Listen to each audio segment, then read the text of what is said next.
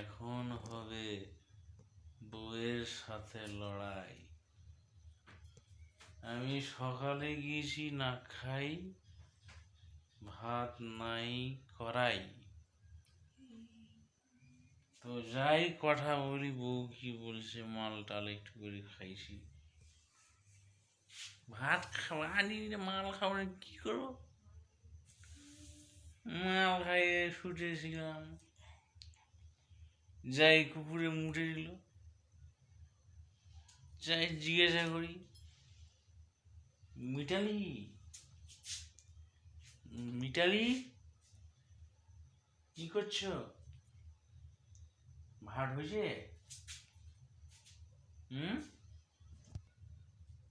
মিতালি ভাত খাইমু, চলো। কথা কয় না, গয়না আনবো তার কথা কবি। ইস, বড় জ্বালা হয়ে গেল বিয়া করি।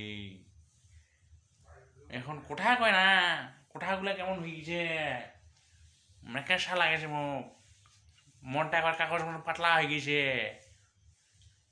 হ্যাঁ, কথা শুনে না মোর। ভাত খামু।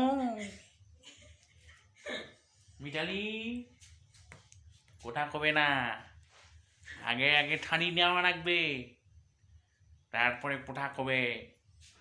ঠানি তো মুই আনি নাই, চুল্লু হয়ে সব পয়সা শেষ করে দিচ্ছি।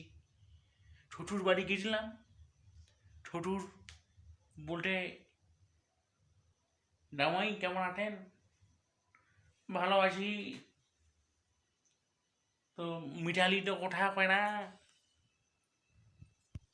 কোঠা কবে না। যা, আবার যাব, চুল্লু খাবো। ও কোঠা কবে না, বেজায় রাগ করেছে।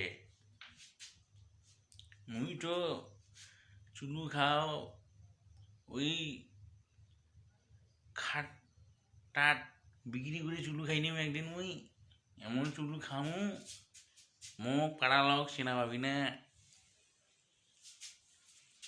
মোক চেনে চেনে না। মিটালি ভাত খামু, কোঠা খাও না, কোঠা খাবি না। তাই তোমারে বলছি, বিহা করলে সাবধানে করিও। ভাতের হাঁড়িটা ফুটা যেন নাই থাকিয়ে। মুখ সঙ্গে কোঠা কবি না, শাড়ি গয়না নিবি, তবে কোঠা কবি। ভালো থাকেন, টাটা। দেখা হবে পরে ভিডিওয়। কেমন লাগলে ভিডিওটি লাইক সাবস্ক্রাইব করে দেখাবেন। Tata, bye bye.